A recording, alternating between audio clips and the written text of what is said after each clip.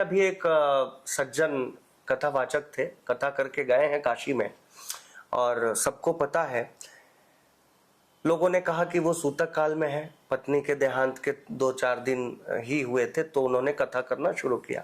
महाराज जी, हम लोगों ने सुना है, जैसे हम लोगों के घरों में जो नियम पालन किया जाता है, जिस नियम का, उस नियम के तहत कि अगर किसी के यहाँ सूतक लग जाए तो वो घर में बैठ करके लोगों से मतलब वो शुद्ध रहे, इस कारण से लोगों से संपर्क से दूर रहता है, और गरुड़ पुराण सुनने की ऐसी परंपरा है। आपके हिसाब से महाराज जी क्या करना चाहिए सूतक में? क्या कथा सुनना और कथा सुनाना, इसमें भेद है क्या?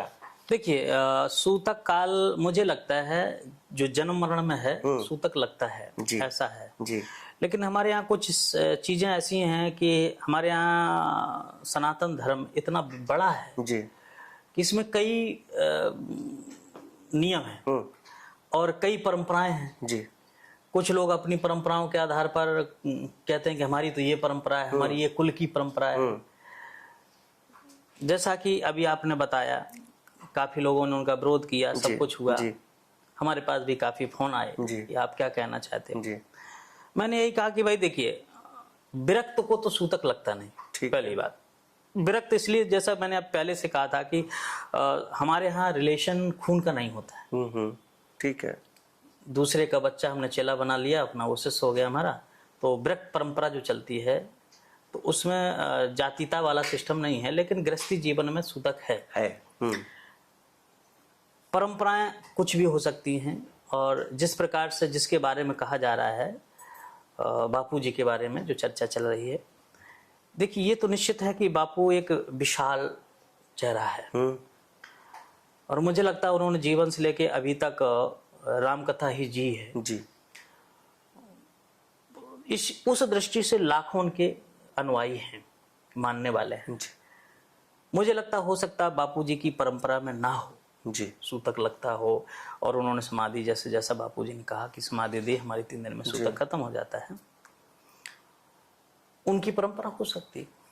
पर बापूजी को एक चीज तो ध्यान रखना पड़ेगा कि हमारे जो अनुयायी हैं, समर्थक हैं सनातन धर्म के, वो लाखों में हैं जी, और वो हर परंपरा के हैं जी। कल के दिन आप जब जाओगे यहाँ से कथा करके, जब उनके घर में सूतक होगा तो ये कहेंगे बापू करके गए तो हम भी करेंगे। ठीक बात है। आप भले ही आपको ना लगता हो, मान लिया आपकी परंपरा में ना हो, अनुसरण तो करेंगे, लेकिन आपकी जो अनुयायी हैं वो तो अनुसरण आपकी करेंगे।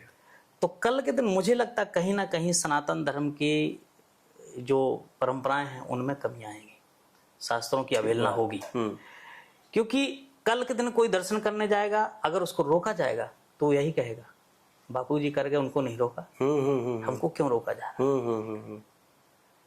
कथा कोई अगर हमारा जैसा व्यक्ति सूतक लग जाएगा, वो कथा करेगा, उससे कहेगा महाराज जी आपके घर में सूतक है, अब आप कथा मत करिए, तो कहेंगे बापूजी कर गए।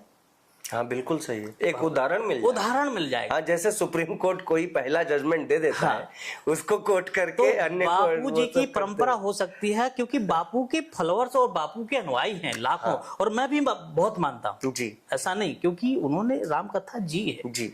जीवन में जिसने इतना नाम गाया हो, विराट व्यक्तित्व है, तो निश्चित रूप से उस दृष्टि से मुझे लगता है कि शायद अगर 9 दिन बचा देते तो अच्छा होता, तो सोने में सुहागा इसको कहा जा सकता था।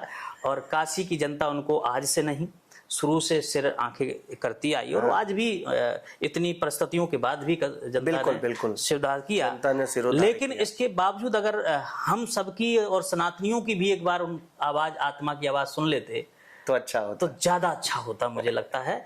इससे बेटर और कुछ हो नहीं सकता। बाकी तो वो समर्थ हैं, समर्थ को नहीं दोष गोसाई, रवि पावक सुरसर की नहीं, हमारे यहाँ तो शास्त्र इस चीज को कहता है। हमारे गुरु जी हैं पंडित सुदामा तिवारी साढ़ बनारसी जी, वो कहते हैं समर्थ को नहीं दोष गोसाई, चाहे कूद पड़े बरसाई। हाँ, एक संत कहते थे कि समृद्ध को नहीं दोष गोसाई, चढ़ बैठे नाहर की नहीं।